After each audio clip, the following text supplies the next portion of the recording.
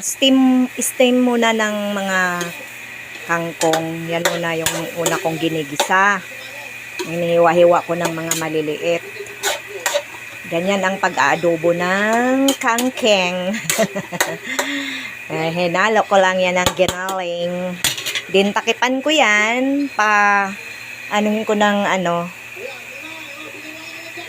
takipan ko. Tapos mamaya, ilagay ko na yung yung dahon. And then, lagyan ng oyster sauce. Okay? Kaya yan na. Lalagay na natin yung dahon. Yan. Sa ibabaw lang yan.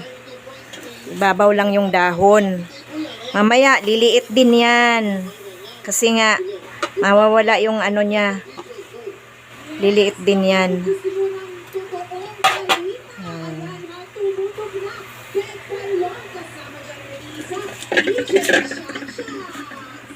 Yan. O, diba umaapaw na siya? Pero mamaya lang, umunti na lang yan. O, diba? Mamaya lang, kunti na lang yan. O, punong-puno, no? Ayan, tatakipan natin. Ayan. Okay.